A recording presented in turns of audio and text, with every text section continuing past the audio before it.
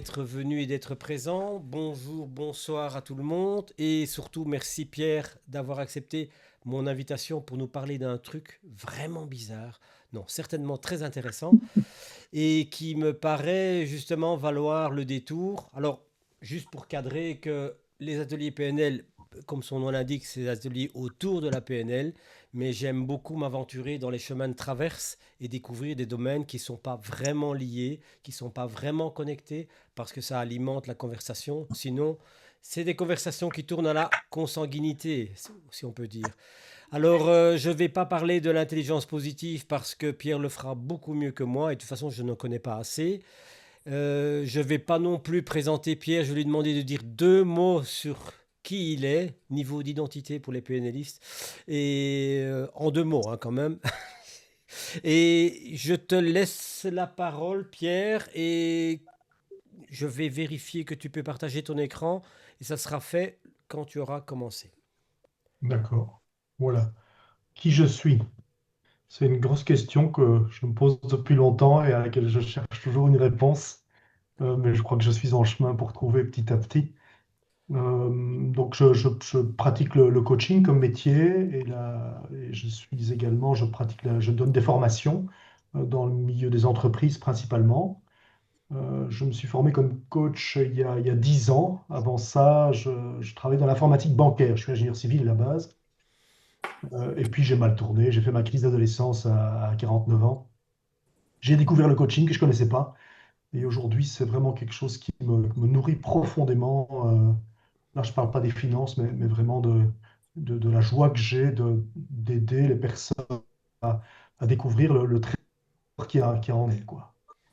Chaque personne est comme une mine d'or. Il y a des mines d'or à ciel ouvert, ça se voit.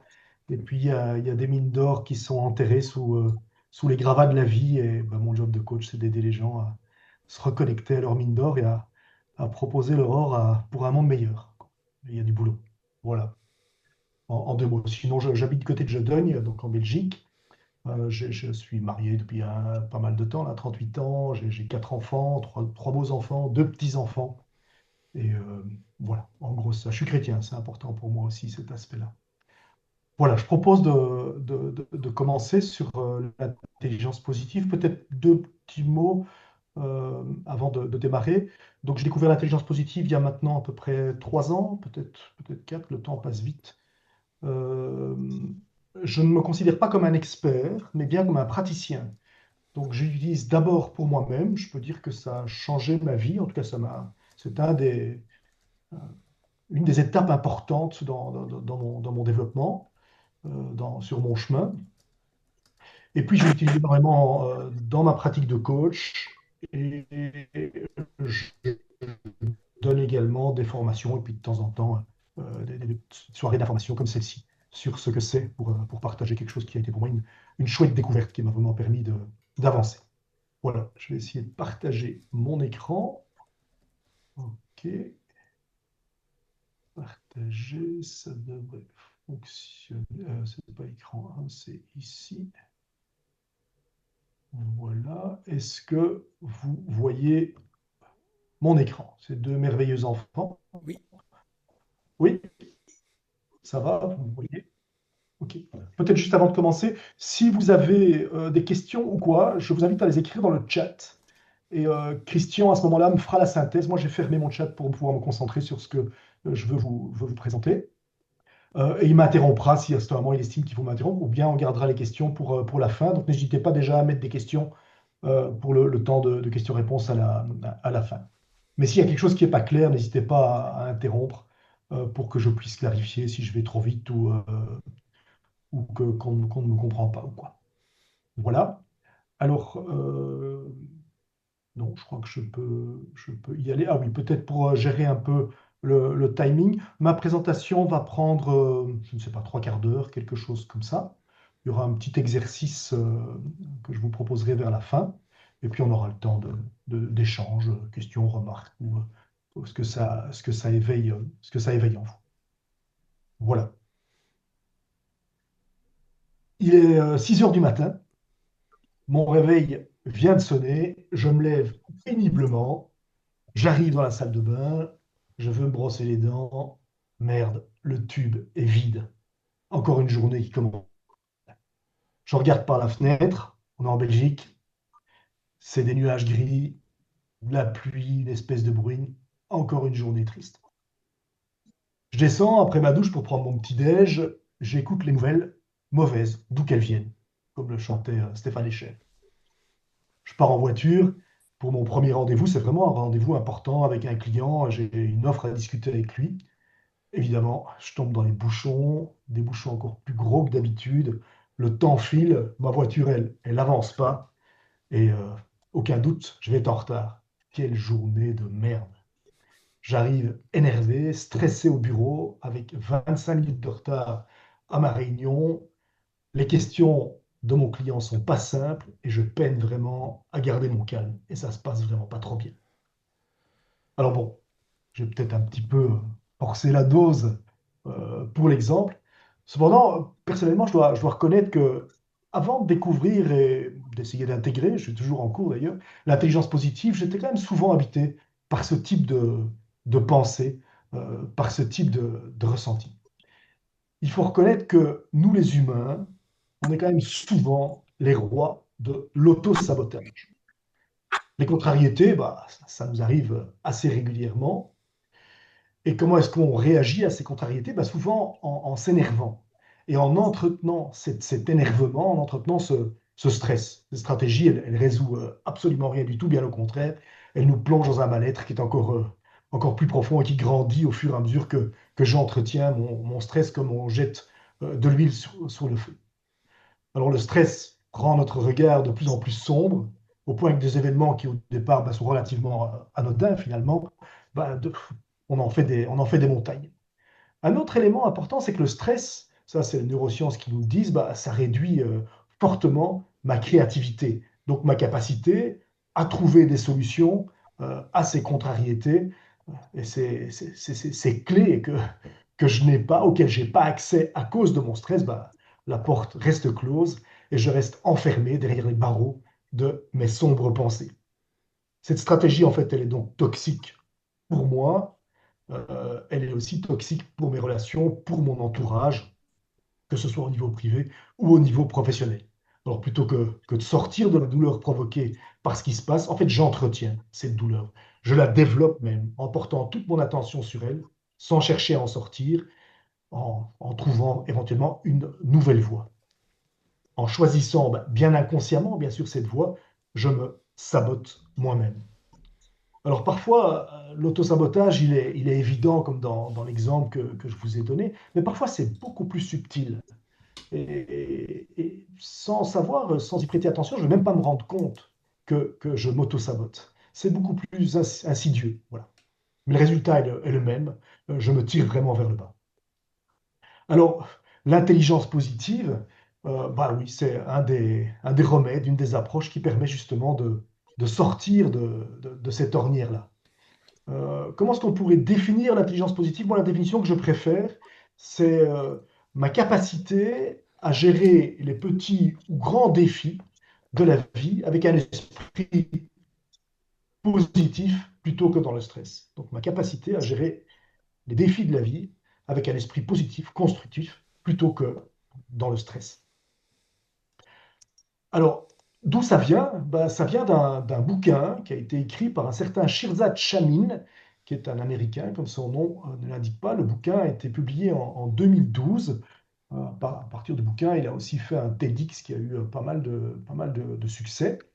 Donc Chamine, lui, vient aussi monde informatique, donc n'était pas du tout, j'ai envie de dire, prédisposé à à ce type d'approche. Il a fait toute une recherche avec l'université de Stanford qui a amené à ce livre. Et les fondements scientifiques, je vous en dirai pas plus que ce que je vais dire ici, ce sont les sciences, la psychologie positive, les sciences de la performance, les neurosciences, bien évidemment, et puis également la psychologie comportementale et cognitive. Si ça vous intéresse, dans le bouquin, il y a tout un chapitre justement sur tous les fondements scientifiques. L'approche qu'il a prise, c'est l'analyse factorielle.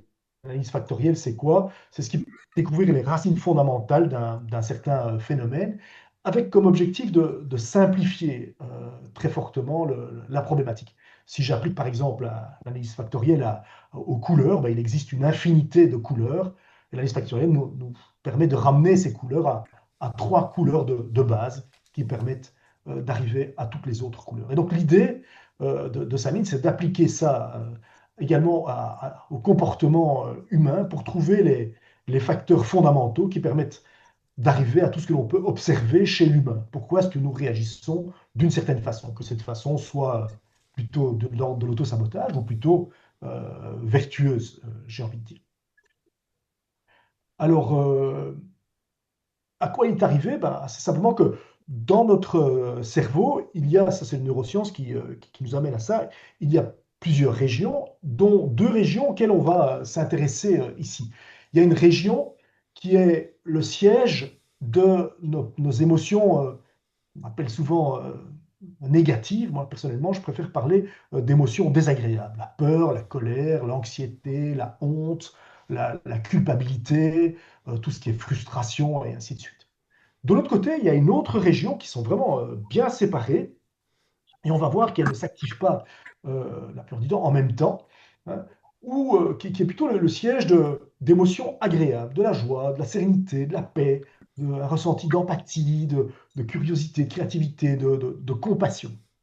Donc d'un côté, on a ce qu'on pourrait appeler, ce qu'on appelle en intelligence positive, le cerveau de la survie.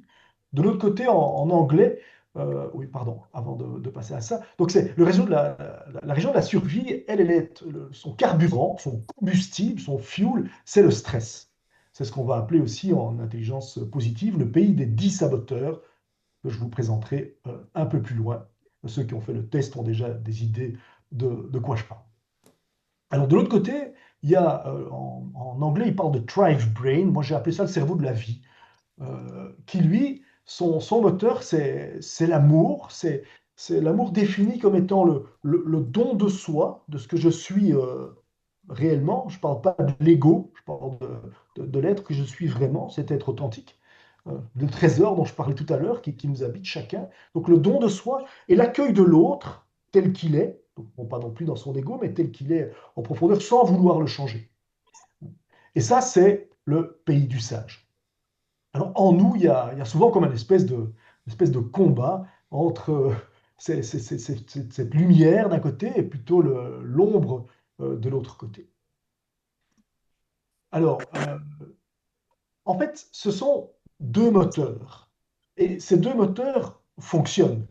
La question, c'est un peu lequel m'anime. Donc, le premier moteur, c'est le moteur du côté des saboteurs. C'est le moteur qui est où j'avance par le stress. Et si je vois la vie dans les entreprises, bon, moi, je constate qu'il y a énormément de personnes qui sont motivées. Enfin, oui, dans le moteur, la motivation, quelque part, vient de leur stress et de toutes ces émotions enfin, désagréables, négatives, comme on peut dire souvent.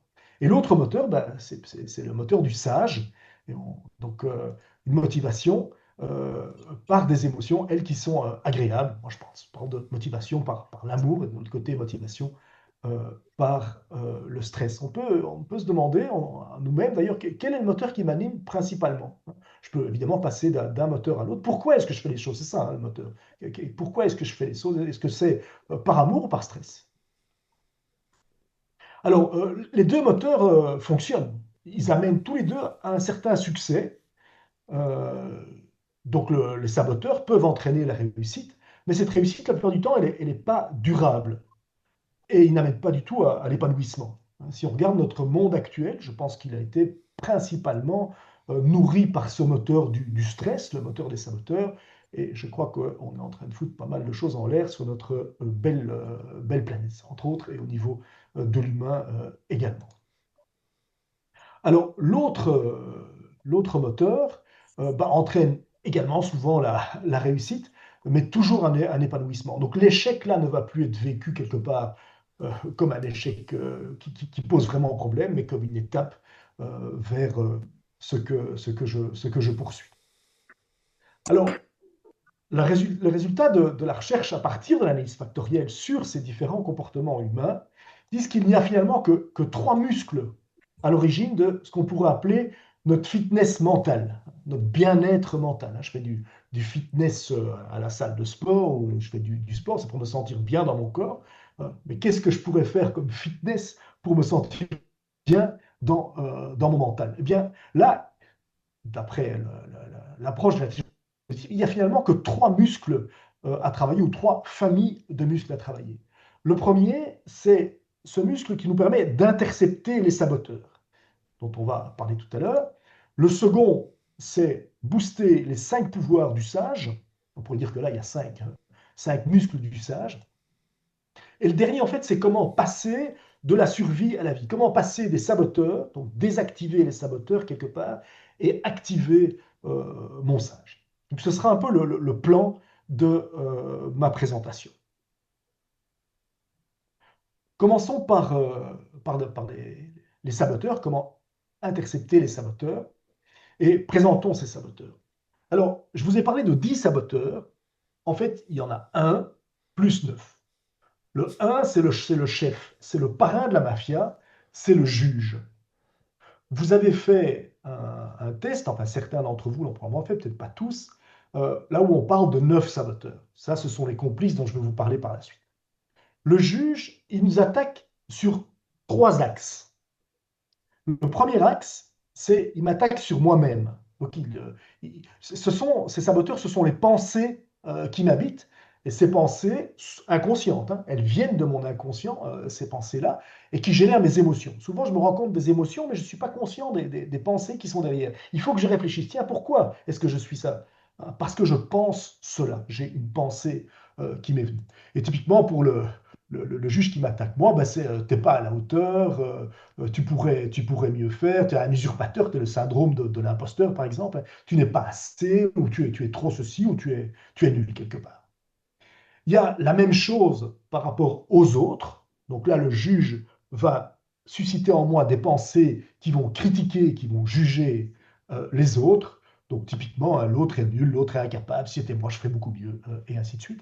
Il y a un troisième axe qui pour moi n'était pas très conscient. Peut-être que pour vous ce sera une évidence, c'est le fait de juger les circonstances. Les circonstances sont nulles. Hein. Tu es dans la merde, tu n'as pas les bonnes cartes en main, ça va pas marcher, de toute façon c'est foutu. Et alors cette petite pensée aussi qui est vraiment typique du juge, tu seras heureux quand? Hein. Il y a des gens qui me disent vivement la pension. En résumé, je serai heureux quand je serai pensionné. D'accord. Ou je serai heureux quand j'aurai réussi ceci. Ça, c'est typiquement des pensées d'auto-sabotage, des pensées du juge. Le seul moment pour être heureux, comme vous le savez probablement, bah, c'est maintenant avec moi pendant que je vous parle. Alors, ce juge que nous avons tous, alors parfois ce juge il est très agressif, hein, avec vraiment on sent en nous des jugements très très forts. Parfois c'est beaucoup plus en douceur. Moi je dois dire j'avais un juge qui était ouais, très presque poli. Mais d'autant plus insidieux, j'ai envie de dire. Ben, ce juge, souvent, il ne travaille pas seul, il a des complices. Donc, ce sont les fameux 9 saboteurs pour lesquels vous avez fait un test, un assessment, qui vous a donné donc un résultat de ce type-ci, où vos saboteurs ont été classés. Alors, parfois, ça ressemble à ça, donc il y en a un qui est quasiment au maximum, et puis ça diminue au fur et à mesure. Parfois, j'ai vu des gens où partout c'était très faible. Parfois, il y en a trois, quatre qui sont très développés, d'autres pas, et ainsi de suite. Il n'y a pas de bon ou de mauvais résultat quelque part. C'est quelque part une prise de conscience, mais ce n'est qu'un test, hein, ce n'est pas la vérité. Ce n'est qu'un outil. Donc prenez-le comme ce que ça vaut, quoi. Voilà. Euh, voilà. Pour ceux qui n'ont pas encore fait le test, je vous invite à le faire. Pour ceux qui n'avaient pas reçu le mail de Christian avec le lien, vous trouverez tout sur le site, hein, positiveintelligence.com. C'est un test en anglais, 50 questions, ça prend à peu près 5 minutes. Alors, ces saboteurs, je vous ai dit comment le juge fonctionne. Hein. Il m'attaque suivant trois axes. Les saboteurs complices, les complices du juge, eux, ils me font une promesse. Je peux vous expliquer pour chaque saboteur les différentes promesses qu'il y a.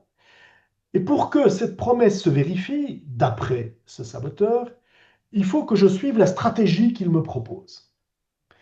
À court terme, ça fonctionne, donc j'ai le résultat promis. À moyen terme et à long terme, ça foire toujours et ça empire quelque part la situation. chacun de ces saboteurs complices se base quelque part sur une qualité que j'ai. Et souvent, cette qualité, elle va trop loin. On parlera tout à l'heure aussi. Je vous propose de passer en revue. Si ça correspond à un de vos premiers saboteurs, n'hésitez pas à mettre un petit pouce ou quoi pour dire oui, ça c'est le mien. Comme ça, je vois un peu ce que ça donne chez vous, quoi. Voilà. Donc le premier, j'ai traduit les résultats en anglais. Donc en anglais, c'est avoider, c'est l'esquiveur. Euh, alors la promesse de l'esquiveur, c'est typiquement de rendre la vie plus agréable. La stratégie qu'il nous invite à suivre, c'est d'éviter les conflits, les situations difficiles ou de procrastiner. Voilà. Éviter les conflits et procrastiner, on peut dire, c'est vraiment les deux tendances. Parfois on a les deux, parfois on a une des deux. Moi, typiquement, j'étais plus dans le côté éviter les conflits, mais pas tellement dans le fait de procrastiner. Alors, après ça, à court terme, bah, la vie est belle, quoi. Je me suis disputé avec mon épouse. euh, j'ai ma petite voix là en moi qui me dit, mon petit saboteur, l'esquiveur, qui me dit, ouh là là, surtout ne dis rien, va voir ton match. Demain, elle aura dormi dessus, elle aura oublié, pas de problème. D'accord? J'ai une tâche complexe à faire. Oh, il vous dit, oh, fais ça demain, ça va, il a encore temps. Va regarder ta série, c'est quand même nettement plus sympa. Quoi. On va prendre l'apéro. Hein, tu feras ça demain, ça ira toujours. Voilà. Et si terme, bah, la vie est belle, quoi. Je n'ai pas à affronter, affronter ou à m'expliquer ou à écouter mon épouse. Je n'ai pas à faire ce job qui m'est présenté comme quelque chose de casse-pied. Et la vie est belle. Mais évidemment, assez rapidement, ça va se dégrader, la situation s'aggrave. Euh, Parce que le conflit avec mon épouse, bah, ça va dans ce que moi j'appelle la poubelle relationnelle. Et ces conflits qui s'accumulent petit à petit, bah, un jour, il y a l'étincelle de trop et ce truc a fermenté et tout explose et il y a de la merde partout. D'accord? La tâche que j'ai pas faite, bah, finalement, je la procrastine comme ça de jour en jour. Puis finalement, je me trouve la veille du truc et je dois y passer toute la nuit et j'arrive à un résultat qui est vraiment pas terrible. Les saboteurs, ce sont donc des menteurs. C'est comme le juge. Donc là, intercepter les saboteurs, c'est que dès que vous sentez que vous êtes en mode sabotage, c'est tout de suite d'avoir ce réflexe de dire menteur. On dire, ok, non, ce n'est pas la promesse, elle est fausse. Oui, à court terme, ça va marcher, mais je sais très bien qu'à long terme, ça ne marchera pas. Second saboteur, le contrôleur. La promesse, obtenir de meilleurs résultats. Le contrôleur, il est bien répandu chez les managers, les patrons d'entreprise, des gens qui ont l'habitude d'avoir tout sous contrôle, et c'est ce qui leur a permis d'ailleurs souvent d'arriver à un certain niveau de réussite. Ils deviennent des micro-managers, mais ça va les bloquer dans le développement de leur entreprise ou de leur département. Donc à court terme, bah, le résultat, tout est sous contrôle, ouf, ça va, j'ai tout vérifié, tout va bien marcher. Euh, à long terme, ben d'abord, moi je m'épuise parce que si mon équipe grandit, je dois contrôler de plus en plus de choses. Et je commence à travailler le soir, et puis après je commence à travailler le samedi, je commence à travailler le dimanche. Et puis, bon, bah, il y a le conjoint qui s'en va parce qu'il en a ras-le-bol de jamais me voir. Mes collaborateurs, ils en ont ras-le-bol que je leur fais pas confiance. Et donc finalement, bah, la situation s'aggrave de plus en plus. Le contrôleur est un menteur. L'hyperperformant. Sa promesse, obtenir une meilleure image de soi. Obtenir une meilleure image de soi. Et comment obtenir cette meilleure image de soi? Sa stratégie, bah, c'est de se fixer des objectifs vraiment ambitieux. On va avoir le diplôme de plus, on va se mettre, on va arriver à tel résultat, et ainsi de suite. Euh, Et donc, typiquement, bah, à court terme, ça fonctionne, quoi. Je me suis donné ces résultats ambitieux, j'ai entraîné toute l'équipe avec moi, on y est arrivé, oui, c'est super. Et puis après, je continue et ainsi de suite. Et puis, je m'épuise moi-même, je deviens insupportable avec les autres. Je tombe éventuellement en burn-out ou les autres tombent en burn-out ou me rejettent complètement. L'hyper-rationnel, hein, celui-là, c'est la promesse, c'est de prendre des meilleures décisions, des décisions rapides, efficaces. Comment? Simplement de prendre des décisions qui sont rationnelles. Je mets de côté ces émotions, ces trucs compliqués, hein, qui rendent la vie, les choses humaines vraiment difficiles à gérer. On met ça de côté, on prend des décisions rationnelles. L'intuition et ces trucs-là, ça vient d'où? C'est pas prouvé. Donc, je vais prendre mes décisions de façon totalement rationnelle. Et donc, à court terme, ça marche. Je prends des décisions très rapides. Mais à long terme, d'abord, ma relation avec les autres devient impossible parce que je manque totalement d'humanité. En plus, la très grande majorité de toutes les découvertes se sont faites à partir de l'intuition et non pas à partir de la raison. La raison, après, a permis de vérifier mes intuitions et de les affiner. Mais l'intuition est un moteur énorme. Donc, l'hypérationnel se prive d'une ressource essentielle et son inhumanité ne lui permet pas de collaborer avec les autres.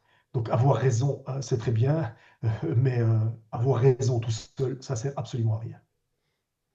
L'hypervigilant, ça c'était moi. Donc l'hypervigilant, il voit, donc la promesse c'est quoi? C'est de se protéger soi-même ainsi que nos proches ou ceux dont on a la charge, quoi. La stratégie c'est quoi? C'est de s'inquiéter au moindre signal, voir des dangers absolument partout. Donc, à court terme, bah, ça fonctionne pas mal. J'ai l'impression d'être en sécurité parce que j'ai pensé à tout. Moi, j'étais extrêmement fort là-dedans. Euh, le problème, c'est qu'à long terme, comme j'arrête pas de crier au feu, bah, la première fois que je crie au feu, tout le monde quitte le bâtiment en courant. Et puis, bon, une fausse alerte, bah, ça arrive à tout le monde. Voilà, il y a une fausse alerte. La seconde fois, je crie au feu, tout le monde sort de nouveau en courant. Bon, de nouveau une fausse alerte. Bon, ouais, ça arrive toujours. La troisième fois, les gens sortent lentement, hein, ils ont bien, voilà. La quatrième fois, la moitié sort. La cinquième fois, il n'y a plus personne qui sort. Et la dixième fois, il y a un incendie et tout le monde crame. Donc, au lieu de protéger les gens avec mon hyper-vigilance, bah, j'ai mis tout le monde en danger. Ça, c'est pour moi, c'est vraiment quelque chose que j'ai profondément vécu et qui m'a vraiment handicapé, hein. C'est vraiment, de nouveau, quoi, c'est ce côté menteur des saboteurs qui vous font des promesses qui vont à l'inverse, quoi. Alors, le fait plaisir, assez connu, le pleaser en anglais, sa promesse, être aimé de tous. La stratégie, ben, vous faites plaisir à tous ceux qui vous entourent, vous dites des choses gentilles, chaque fois qu'on vous demande quelque chose, vous dites oui, et comme ça, tout le monde va vous aimer, quoi. D'accord. Et à court terme, bah, ça marche super bien, hein. On a du réconfort, les gens m'adorent, quoi. Hein, bah oui, je suis le gentil de la bande. Mais assez rapidement, je me rends compte en fait que les gens, c'est pas moi qu'ils aiment, parce que je ne suis pas réellement moi-même. Je n'ose pas m'exprimer, être qui je suis. Je suis simplement celui qui fait plaisir à tout le monde. Mais je me suis complètement oublié là-dedans. Je n'existe pas, en fait. Le suivant, c'est l'agité, le restless en anglais. Donc la promesse, c'est se sentir pleinement en vie. La stratégie, j'ai envie de dire sauter sur tout ce qui bouge. Être toujours en action. Je ne parle pas tellement ici des hyperactifs, hein. Là, c'est encore quelque chose d'autre quand on a un TDAH ou des choses pareilles. Ici, c'est vraiment ceux qui... Voilà, il y a un groupe de travail qui se lance. Ah, moi, je vais en faire partie, hein. Tel projet, ah, moi, je suis intéressé. Et donc, on veut vraiment tout faire et faire partie de tout. Et donc, à court terme, bah oui, je me sens vraiment, ouais, ma vie est passionnante, je fais un tas de trucs là, privé, pro et tout, je suis de toutes les parties. À long terme, j'arrive à une impression de vide parce que souvent, je ne vais pas jusqu'au bout des choses. En plus, quel est le sens de tout ce que je fais? Il y a plus de fil rouge. Euh, et aussi, je m'épuise quelque part à sauter sur tout ce qui bouge. Le maniaque. Euh, Michel, tout à l'heure, en attendant que ça commence, nous disait, bon voilà, ça c'est le mien, hein, en anglais, le stickler, le maniaque. La promesse, c'est plus de paix et de joie par la perfection. Si tout est parfait, hein, la stratégie, c'est donc la perfection du perfectionnisme. Bah, si tout est parfait, il n'y a plus rien à dire, il n'y aura aucun problème, et voilà, tout va bien se passer, quoi. Et donc le résultat à court terme, c'est, je suis rassuré, c'est nickel. impeccable, rien à dire. Mais évidemment, vous connaissez le principe de Pareto, hein, pour arriver à 100%, un résultat qui vaut 100%, je mets 5 fois plus de temps que pour arriver à un résultat qui vaut 80%. Hein. Donc, pour arriver à un 10 sur 10, 5 fois plus de temps que pour arriver à un 8 sur 10. Or, 8 sur 10, c'est déjà la grande distinction. Et donc, c'est totalement inutile de viser un 10 sur 10. Donc, je mets un temps fou, j'arrive pas au bout. Souvent, d'ailleurs, le perfectionnisme est relié à la procrastination, parce que le perfectionniste, il a peur de ne pas arriver à la perfection, et donc il procrastine. Donc, de nouveau, c'est une promesse qui est pas tenue à moyen et long terme. Le dernier saboteur, c'est bien connu aussi, c'est la victime. D'accord. Donc, la promesse, c'est de recevoir plus d'amour des autres. Alors, comment est-ce qu'il s'y prend? Ben, il se plaint. C'est assez simple, hein. Je crois qu'on connaît tous comme ça des gens qui passent leur vie à se plaindre. Et à court terme, ça fonctionne, hein. Donc, je me plains auprès d'un ami ou quoi, et cet ami, ben, il est assez entreprenant, donc il me dit, mais écoute, tu devrais faire comme ceci ou comme ça. Une semaine plus tard, cet ami revient et il me dit alors ça a été là, t'as fait ce que je dis? Non, ça va marcher parce que ceci, parce que ça, et, oh, c'est vraiment la merde et tout. Ok, mais tu devrais faire ça et ça, et ainsi de suite. Et puis une semaine plus tard, le même copain revient et puis je recommence de nouveau à plein. Et puis le type, il a compris, il en a marre, il me laisse tomber. Et les gens qui restent autour de moi, hein, ce ne sont plus que une espèce de c'est comme un cœur de tragédie grecque, où la plainte monte, hein, du matin au soir, des gens qui se plaignent. Mais tous ceux qui sont un peu entrepreneurs, ben, ils m'ont laissé tomber parce qu'ils en ont plus purement ras-le-bol. De nouveau, une promesse qui est un mensonge. Alors peut-être un petit mot par rapport à ces saboteurs. Ces saboteurs se développent chez nous dans l'enfance. On dit souvent avant 7 ans. Ce sont des stratégies qui m'ont été indispensables pour la survie, justement, au moment de mon enfance. Pour être aimé, j'ai développé certaines stratégies pour trouver ma place, pour me mettre en avant, pour me sentir en sécurité, et ainsi de suite. J'ai développé des stratégies totalement inconscientes qui deviennent vraiment ces saboteurs euh, à l'âge adulte. Alors, c'est assez facile d'identifier les saboteurs chez les autres. Si vous vivez en couple, vous pouvez assez facilement dire oh, ouais, mon conjoint, c'est celui-ci ou c'est celui-là. Si vous avez des collaborateurs en entreprise ou quoi, ou des amis, vous pouvez assez rapidement dire oh, c'est celui. Et c'est parfois beaucoup plus difficile de le découvrir pour soi-même. De là aussi l'intérêt du test. N'hésitez pas non plus à demander à vos amis et tiens, pour toi, j'ai quel saboteur? D'accord? Alors, les saboteurs se manifestent quelque part par l'émotion négative qui sont suscitées par les pensées, hein. Donc la cause à la base, c'est la pensée qui me vient et qui me souffle donc une stratégie qui me fait une promesse, mais qui est une fausse promesse. Et donc ce sont les émotions négatives que je vais ressentir. Alors, est-ce que ces émotions négatives, est-ce qu'elles sont mauvaises? Je ne sais pas, vous, quelle réponse vous auriez à ça. Pour répondre à cette question-là, ben, je vous demande, on va faire la comparaison avec la douleur physique, hein. La douleur physique, finalement, est-elle positive ou est-elle négative? Imaginez que vous mettez votre main sur une taque brûlante ou sur le barbecue en été. Ben, qu'est-ce que vous faites? Ben, immédiatement, vous l'enlevez. C'est un réflexe de survie. Et donc, on peut dire que la douleur physique, elle est profondément bonne, quoi. Elle est profondément positive. Parce que si je ne ressens pas la douleur, il y a d'ailleurs une maladie génétique que quelques familles ont, entre autres une famille italienne, ils ne ressentent pas la douleur, mais pour eux, c'est catastrophique. Ils se coupent, ils- tout d'un coup, ils se rendent compte que ça fait un bout de temps qu'ils perdent du sang parce qu'ils n'ont absolument rien senti. Ils se brûlent et ils se rendent compte de rien. Et puis tout d'un coup, ils disent, tiens, ça commence à sentir la saucisse ici. Ah, c'est agréable. Et puis tout d'un coup, ils se rendent compte que c'est leur main qui est en train de brûler. Donc la douleur physique est vraiment un message qui me permet de prendre soin de mon corps. Ben, de la même façon, mes émotions désagréables, quelque part, me permettent de prendre soin de mon mental et de mon état psychologique. Alors, le problème, c'est que si je fais comme avec la douleur physique, c'est-à-dire que je retire ma main tout de suite, c'est OK. Donc pendant une seconde ou j'ai envie de dire une minute pour être sympa, OK, c'est un signal d'alerte. Mon émotion désagréable, négative si vous voulez, hein, ma culpabilité, mon doute, ma peur, mon stress me dit, tiens, il y a quelque part un besoin dont, dont j'ai à prendre soin. Le problème, c'est que finalement, le mode sabotage, c'est quoi? C'est d'entretenir ces émotions désagréables. Au lieu de retirer ma main, je laisse ma main sur l'attaque brûlante, sur le barbecue.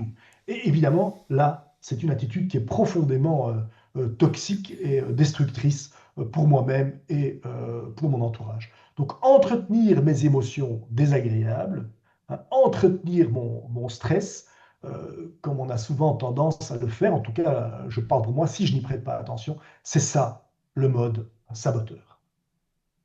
Peut-être juste un petit arrêt avant de passer au chapitre suivant. Je ne sais pas si vous avez peut-être des premières questions, Christian, à ce stade-ci, ou que je vous ai complètement perdu. Je ne vois personne qui dort ou qui ronfle.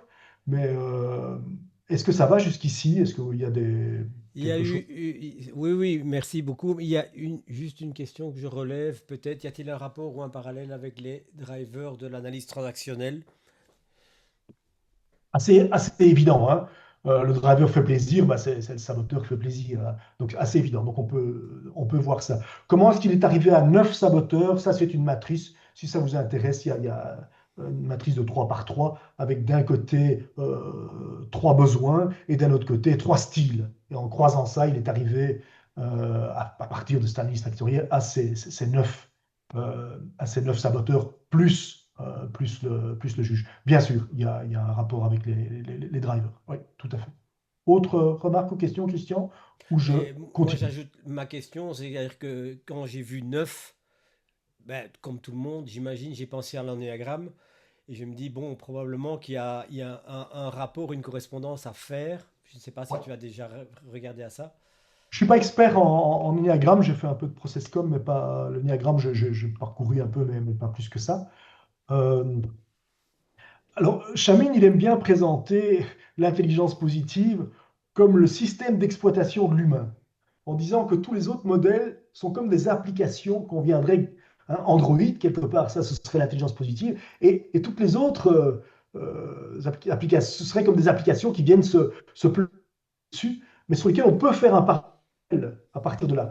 Et finalement, je trouve que c'est assez, ça me paraît assez juste, en tout cas, même si ça paraît peut-être un peu prétentieux, mais ce que je trouve super avec l'intelligence positive, c'est que ça simplifie énormément les choses. Et donc la promesse de l'analyse factorielle dont je vous parlais tout à l'heure, de simplifier notre compréhension du fonctionnement humain, je trouve elle est pleinement tenue. Enfin, vous me direz à la fin ce que vous en pensez. Et non seulement de comprendre le fonctionnement humain, mais également de voir comment l'influencer. Donc c'est là-dessus qu'on va commencer à travailler maintenant. Voilà. Alors, le chapitre suivant, donc on passe à la deuxième partie, c'est les fameux pouvoirs du sage. Donc là, on a vu ce qui se passait dans cette région du cerveau où il y avait les émotions désagréables, le juge et ses 9 saboteurs complices. Ici, on va voir ce qui se passe dans cette autre région du cerveau, c'est plus dans la région préfrontale, hein, les saboteurs, c'est plus du côté de l'amygdale et ces choses-là. Donc, du côté du sage, donc une région du cerveau qui est située à des émotions agréables, à de la paix, à de la sérénité, au fait aussi d'avoir une vision qui est beaucoup plus claire. Quand je suis en mode juge, j'ai une vision que j'ai envie de dire assombrie, mais c'est aussi une vision qui est très limitée, qui est pas large, quoi. C'est une vision qui est un peu étriquée. Je ne vois que le problème où je ne vois que ma nullité ou la nullité de l'autre ou le fait que c'est la merde autour de nous. C'est aussi la région où il y a la créativité, d'accord. Une vision aussi qui est élargie. Là où les saboteurs, justement, restreignent la vision, bah, le sage, lui, va totalement l'élargir. Alors, le sage, il a également une perspective qui est assez essentielle, qu'on va Je vais vous illustrer maintenant par une petite histoire. Euh, donc, cette perspective, on pourrait aussi parler en PNL, on parlerait peut-être de croyance, mais une croyance qui est portante, quoi. Donc, c'est que chaque événement ou circonstance peut être transformé en cadeau ou en opportunité. Donc, chaque événement, donc tout ce qui m'arrive, toute circonstance à laquelle je suis quelque part confronté, à laquelle je fais face, peut être transformé en cadeau ou en opportunité. Alors, quand je suis avec un public peut-être moins averti, je leur dis toujours, ne dites pas à quelqu'un qui vous annonce qu'il a un cancer qu'il n'y a pas de problème, il y a sûrement un cadeau ou une opportunité quelque part.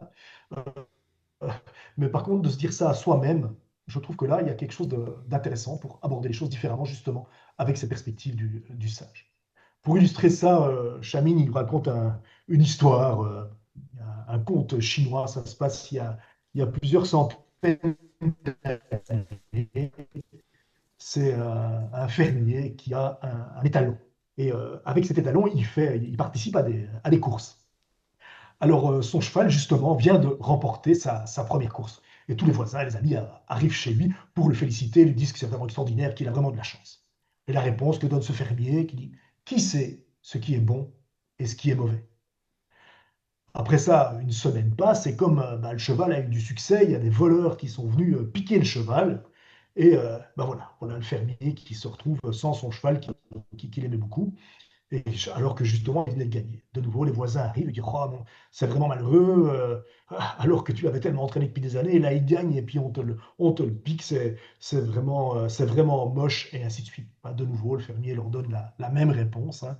Qui sait ce qui est bon et ce qui est mauvais? Une semaine plus tard, le cheval il revient au galop tout seul, il s'est échappé de chez ses ravisseurs, et il revient chez le fermier. Les voisins rappliquent, les amis rappliquent, la famille et tout ça, qui disent, ah, t'as de la chance, le cheval, il a réussi à s'échapper, c'est trop top. Le fermier recommence. Qui sait ce qui est bon et ce qui est mauvais? Là, les voisins et tout ça, ils commencent à se dire, il devient vieux, ça marche plus très bien là en haut. Et puis là, le fils du fermier qui vient d'avoir 18 ans, euh, commence à entraîner, à reprendre l'entraînement du cheval, et en le poussant un peu trop loin, il fait une chute et il se casse la jambe. Les voisins arrivent, ah, ton fils s'est cassé la jambe, comment ça va? C'est vraiment pas chouette et tout. De nouveau, il leur dit, oui, on sait ce que tu vas dire, hein. Qui sait ce qui est bon et ce qui est mauvais? Une semaine plus tard, la guerre est déclarée dans le royaume où ils étaient, avec un royaume autre, et donc il y a une conscription qui est faite, et donc les militaires viennent chercher dans toutes les familles les hommes. Et donc ils arrivent chez le fermier, son fils, comme il a la jambe cassée, il n'est pas repris comme soldat. Par contre, les enfants des voisins et des autres familles sont emportés, sont conscrits pour rejoindre l'armée. Là, évidemment, il n'y a plus personne qui va voir le fermier euh, pour lui dire quoi que ce soit. Donc, cette histoire, quelque part, nous parle de cette perspective, de cette question, quelque part, de quelle est la perspective qui est vraie, celle qui me dit que c'est bien ou celle qui me dit que c'est pas bien. Donc, le saboteur, lui, va me dire, c'est mauvais, hein, et le sage va me dire, il y a quelque part un cadeau ou une opportunité.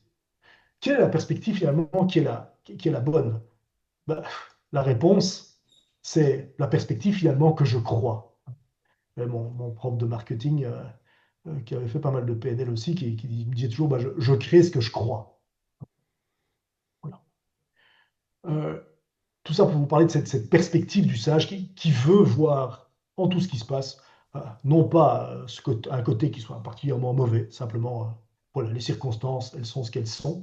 Euh, et je vais, même si c'est quelque chose qui est pénible, donc on ne l'intelligence positive, c'est pas une espèce de positivité à outrance, que tout est magnifique et ainsi de suite, pas du tout. On reconnaît la douleur, la difficulté, c'est certainement beaucoup de compassion là-dedans, et on va parler d'empathie tout de suite. Euh, mais au-delà de ça, on va dire, ben oui, dans ce qui est vécu là, on peut trouver quelque part un cadeau ou une opportunité. Alors, parlons des 5 pouvoirs du sage. On va dire c'est quelque part 5 compétences que nous avons tous. On pourrait comparer ça, je vous ai parlé tout à l'heure de 3 muscles à développer, hein. Ici, le muscle du sage, qui en fait 5, on pourrait parler de 5 muscles du sage. Donc 5 compétences à développer que nous avons tous. Mais vous savez, euh, en termes de muscles, parfois, vous faites un exercice particulier. Moi, je me souviens, il y a quelques années, je me suis mis à bêcher là, pour planter des roses avec mon fils. Et après un quart d'heure, là, il y avait un muscle que j'avais jamais utilisé ou à peu près qui s'est manifesté pour me dire stop, ça va plus. Le muscle, je l'avais, je l'ignorais quelque part. Et là, il se manifestait à moi pour dire là, j'ai donné le max. Si tu veux pouvoir m'utiliser, il va falloir que tu fasses du fitness à partir de ce muscle-là, petit à petit, pour pouvoir. C'est un muscle qui est atrophié, il faut pouvoir le redévelopper. Eh bien, avec ces 5 pouvoirs, c'est exactement la même chose. Nous les avons tous, mais peut-être que, comme c'était le cas chez moi pour un de ces pouvoirs en tout cas, un de ces pouvoirs est assez atrophié. Peut-être que d'autres sont développés naturellement. Il n'y a pas d'ordre dans ces pouvoirs. Le premier, c'est ma capacité à explorer. Donc le juge me dit que c'est la même. Ici, le sage va me dire, OK, prends de la hauteur et regarde ce qui se passe. Qu'est-ce que tu vois? Et si tu regardes par là, qu'est-ce que tu vois? Ah oui, là, c'est vraiment difficile. Et là, ça ne va pas aller. Là, c'est encore pire. Si tu regardes, ah, là, il y a peut-être un chemin. Donc cette capacité à prendre de la hauteur, mais aussi cette capacité à regarder à la loupe et à voir vraiment dans les petits détails ce qui se passe. Hein. Alors que le juge me dit que tout va mal, là je vais voir, ah oui, ça c'est dur, ça c'est comme ceci, ça c'est comme ça. Et pour avoir vraiment une vision beaucoup plus large, beaucoup plus élargie, beaucoup plus précise de la situation et beaucoup plus réaliste quelque part aussi. Quand je suis dans ce mode d'exploration, l'émotion qui m'habite, c'est vraiment une émotion de curiosité. Alors que quand je suis du côté du juge, je vais être plutôt dans le stress, dans la peur, dans le doute, enfin des émotions qui sont négatives. Là, je vais être dans cette émotion qui est plutôt agréable, une émotion de curiosité qui va m'habiter. C'est ce qui va vous permettre aussi de savoir, finalement, je suis où? Je suis en mode saboteur ou je suis en mode sage? C'est l'émotion qui va vous permettre de dire ça. L'émotion plutôt agréable, c'est du côté du sage. Les émotions désagréables, si je les entretiens, c'est du sabotage. Si simplement j'utilise mon émotion désagréable pour tiens, j'ai peur de quoi? Hop, je bascule en mode sage, je vous dirai tout à l'heure comment. Et là, je vais utiliser les pouvoirs pour pouvoir analyser la situation. Explorer. Deuxième pouvoir, mon pouvoir d'empathie. Euh, donc, le juge me dit par exemple, ah, celui-là, c'est vraiment vraiment un crétin, ou je sais pas quoi, tu as vu ce qu'il t'a fait, c'est honteux, et ainsi de suite. Voilà. Le sage va me dire, écoute, mets-toi à sa place. Qu'est-ce que tu ressens si tu te mets à sa place? Développe ton empathie. Et pour mieux comprendre ce qui se passe de nouveau, sans tomber dans ce jugement, et pouvoir avoir une situation aussi beaucoup plus claire. Ce pouvoir d'empathie, c'est aussi l'auto-empathie. Quand le juge m'enfonce moi-même et me dit que je ne suis pas à la hauteur, ou que j'ai eu un échec et que je ressens de la honte, ou que j'ai fait quelque chose que je n'aurais pas voulu faire, que j'ai fait du mal à quelqu'un que j'aime, par exemple, que je ressens une certaine culpabilité, ben, ce pouvoir d'auto-empathie va me permettre aussi de m'aimer moi-même. Le pouvoir suivant, c'est le pouvoir d'innovation. Donc, ce pouvoir de trouver plusieurs voies possibles, ce pouvoir de créativité. Personnellement, je pensais que je n'avais pas cette compétence je n'avais pas de créativité, pas cette compétence d'innover. Donc, quand j'étais dans le monde précédent et que je dirigeais une entreprise ou un service ou une filiale, je m'arrangeais toujours pour engager des gens qui étaient plutôt créatifs. Donc, ils allaient probablement être un peu moins rigoureux que moi, mais ils allaient m'apporter cette créativité que j'estimais ne pas avoir. Et j'allais combler, moi, leur manque de rigueur et de structure. Et bon, bah, je m'en suis assez bien sorti comme ça. Quand je suis devenu coach, bah, je me suis retrouvé tout seul dans mon bureau. J'ai bien dû créer tout seul mes formations, mon blog, mes articles, et ainsi de suite. Et en fait, j'ai découvert que j'avais ce muscle. Et assez rapidement, quand j'ai commencé à l'exercer, bah, je me suis trouvé très créatif. Simplement parce que j'ai exercé ce muscle et qui s'est développé, et que maintenant j'ai énormément de joie à exercer cette créativité et à le faire avec des groupes ou avec mes clients. Donc le pouvoir d'innovation.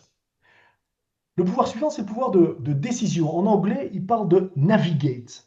Cette capacité à choisir un chemin, à choisir ma voie, à partir d'une vision claire de la situation. J'ai plusieurs possibilités devant moi, peut-être qui viennent de mon innovation, de ma créativité, là, et je vais choisir avec une vision la plus claire possible, je vais choisir ce chemin-là.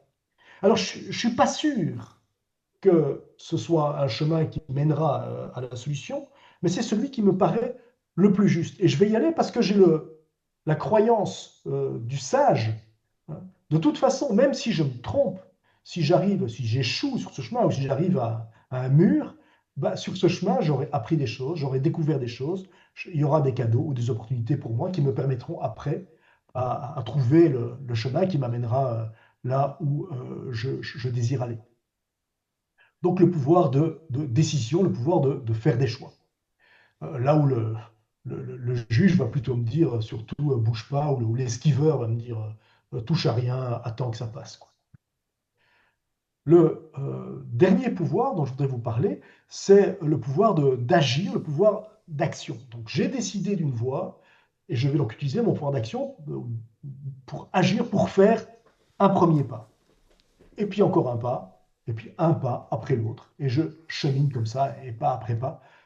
Évidemment, je vais avancer. Et de nouveau, grâce au précepte, à la croyance du sage, j'ai pas peur de faire un pas parce que j'ai pas peur de tomber. Parce que si je tombe, bah, j'ai quelque chose à apprendre, j'ai quelque chose à découvrir, j'ai une résilience à développer et ça ne pose aucun problème. Je ferai un pas après l'autre. Donc ça, c'est donc le sage. On a donc parlé à ce stade-ci de la région de notre cerveau qu'on appelle le cerveau de la survie. Je viens de vous parler de la région du sage, la région qu'on appelle moi de la vie. Donc d'un côté boosté par le stress, de l'autre côté boosté par l'amour, par la sérénité, et par tous ces pouvoirs-ci. Maintenant, comment faire quelque part le pont, comment basculer euh, de l'un à l'autre? Si vous êtes dans des émotions négatives, c'est bien beau de dire bah, il suffit de passer au sage et d'utiliser votre pouvoir de créativité. Mais si je suis dans le stress, ma créativité, elle est bloquée. Donc j'ai quelque chose là que je vais devoir débloquer. Et c'est là qu'il y a une première prise de conscience à avoir, mais pour vous c'est peut-être évident, mais je ne suis pas sûr que ce soit évident pour tout le monde. C'est le fait de dire, mais c'est peut-être un peu provocateur, euh, nous ne contrôlons pas notre mental. Je ne sais pas ce que vous pensez de ça, peut-être que vous avez cette croyance que vous contrôlez votre mental. Euh, Si c'était vrai, ben, on ne se réveillerait pas à 3 heures du matin en pensant au webinaire que je dois animer demain soir sur l'intelligence positive, et parce que je ne suis pas encore prêt, je ne me suis pas encore préparé. Et je me réveille à 3 heures du matin là-dessus, et mon esprit tourne là-dessus. Si je contrôlais mon mental, je lui dirais au moment d'aller me coucher, tu me fous la pêche qu'à demain, tu mets un peu d'ordre, tu mets la vidéo pour les beaux rêves, là, des chouettes rêves, et demain matin, tu veilles à telle heure. C'est pas comme ça que ça se passe. Je ne contrôle pas mon mental. Hein, on dit que plus de 95% de nos décisions sont quelque part des décisions qui sont inconscientes, qui sont en mode automatique. Notre cerveau est câblé, alors les circuits neuronaux et tout un tas de décisions se prennent tout à fait en mode automatique, c'est-à-dire de façon inconsciente, et heureusement d'ailleurs, parce que la plupart de ces décisions sont excellentes et sont bonnes, mais nous avons également dans ces circuits, comme dans les programmes informatiques, des virus qui traînent, des bugs qui nous jouent des tours. Et donc l'idée c'est quoi? C'est de prendre conscience que quand on ne contrôle pas notre mental, quand on est passé dans un mode saboteur, ben, c'est là de reprendre le contrôle du mental pour le remettre quelque part euh, dans des circonstances, enfin, de réactiver le cerveau de la vie, de réactiver le pays du sage, plutôt que de laisser les saboteurs faire le job. J'aime bien aussi parler de quand je suis en mode saboteur, donc je suis sous l'emprise de mes émotions. Alors que les émotions, ça devrait être mon tableau de bord qui me disent, tiens, il y a des besoins qui requièrent ton attention, c'est le message. Petite lampe rouge qui s'allume, une petite lampe orange, ou bien simplement, j'ai une émotion agréable, donc ça, c'est la lampe verte qui me dit continue, continue tout droit. Eh bien, en mode saboteur, les émotions quittent le tableau de bord et prennent le vol. D'accord. Et là, c'est mon juge, c'est mes saboteurs qui dirigent la voiture.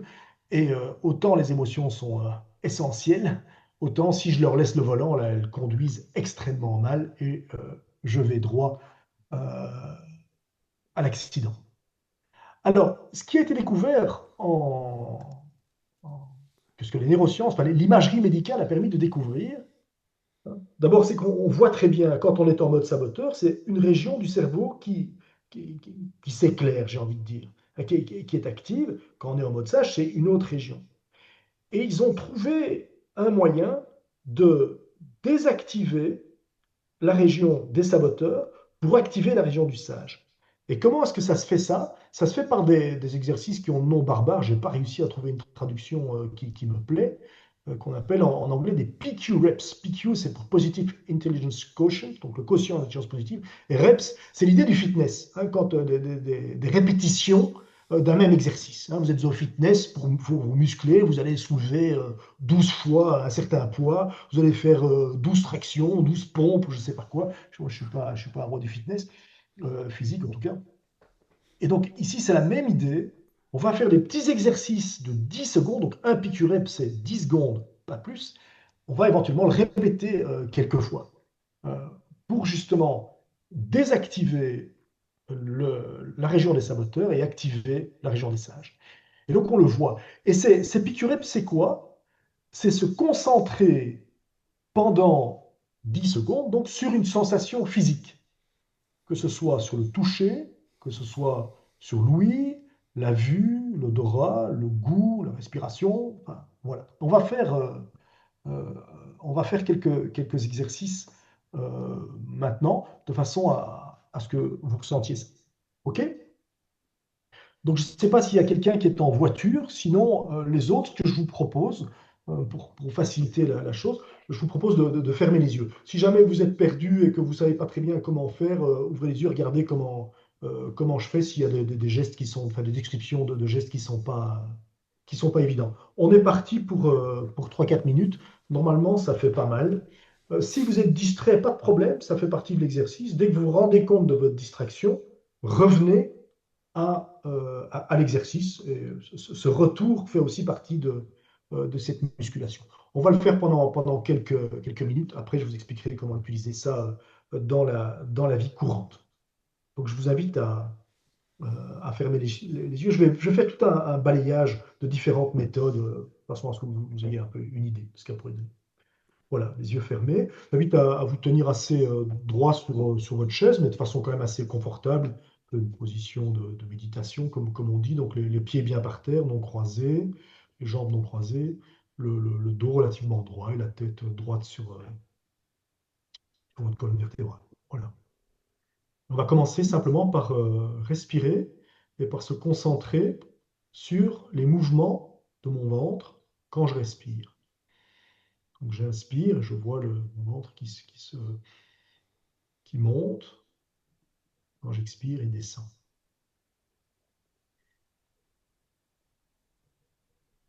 Vous vous concentrez simplement sur les mouvements de votre ventre quand vous inspirez et quand vous expirez.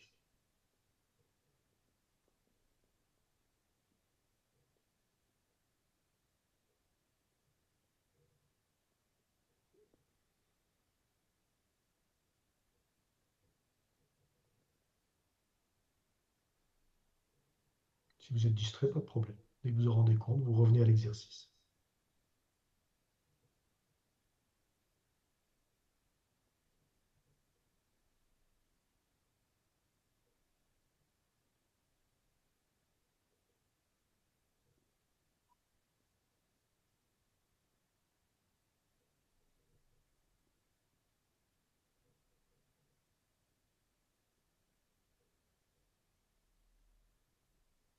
Maintenant, je vous propose d'inspirer en vous concentrant sur la température de l'air que vous inspirez. Puis quand vous expirez, vous essayez de voir la différence entre la température de l'air que vous inspirez et que vous expirez.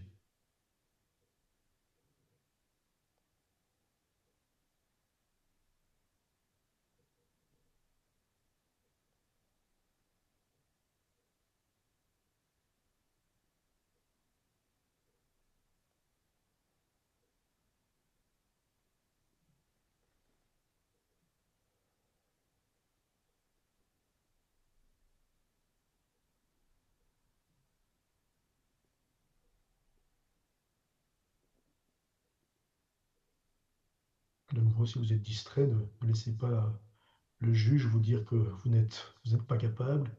Simplement, vous revenez à l'exercice.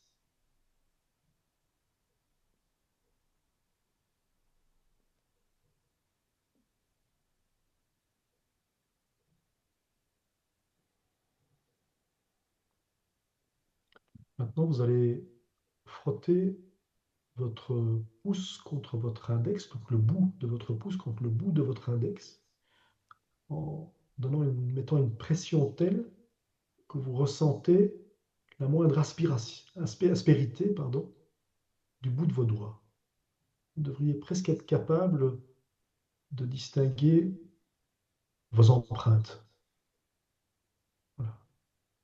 Vous vous concentrez sur ce que vous ressentez là, au bout de vos doigts, en frottant l'extrémité de votre index contre l'extrémité de votre pouce.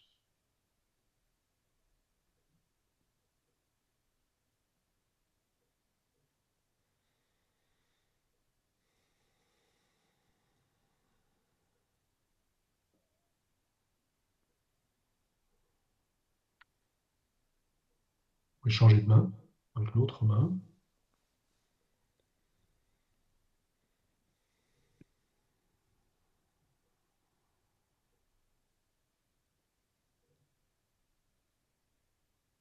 Donc, vous pouvez frotter le bout des doigts d'une main contre le bout des doigts de l'autre main. Vous vous concentrez sur les sensations, ça chatouille un peu. Vous pouvez descendre sur la paume. Pareil, vous vous concentrez sur les sensations, une main contre l'autre.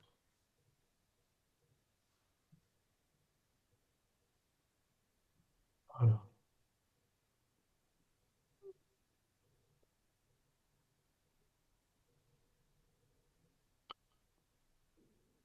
Maintenant, vous allez concentrer sur les bruits lointains. Vous allez essayer de distinguer des sons qui viennent de l'extérieur de la pièce où vous êtes.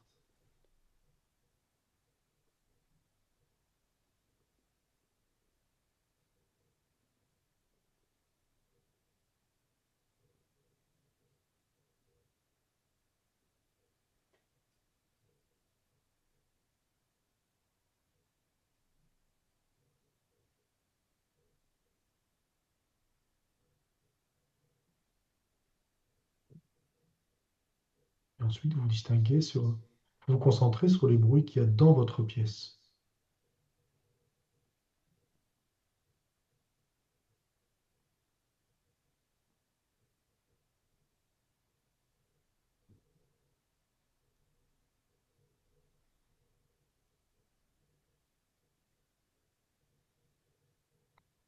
Vous pouvez mettre le focus sur les bruits de votre propre corps, votre respiration, la circulation sanguine, les acouphènes, battements de cœur, si vous arrivez à les percevoir.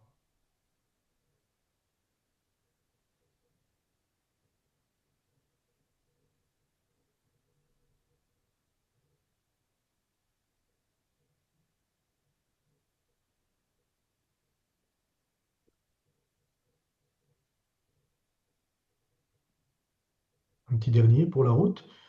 Vous allez essayer de bouger vos doigts de pied dans vos chaussures, mais un doigt de pied à la fois. Et vous essayez de le faire avec le plus de doigts de pied possible. Donc le bouger de façon individuelle. Commencez par le gros orteil, c'est le plus facile, et puis vous essayez de bouger les autres individuellement.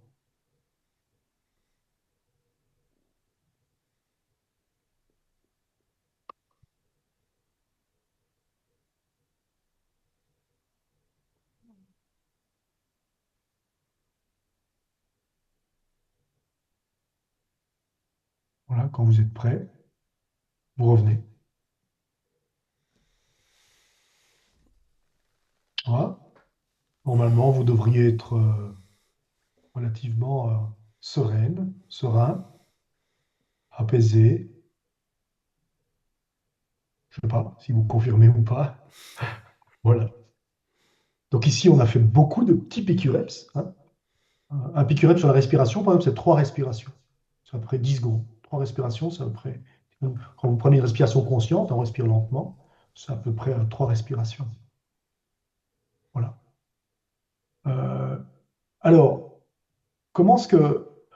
Donc, typiquement, si souvent on me demande, bah, c'est un peu comme de la méditation finalement, hein. On peut faire aussi des exercices de méditation comme ça pendant des heures. Et on pourrait dire que un PQREP, c'est une petite brique de base d'une méditation, un peu de cet ordre-là. Euh, L'idée ici, c'est la façon dont on va utiliser ces PQREPS tout au long de nos journées. Et donc, il y a deux façons d'activer le sage, hein. Il y a une façon qui est proactive. Euh, donc, l'idée, ça, c'est d'intégrer dans mes routines, mes rituels du matin et certains autres rituels de la journée.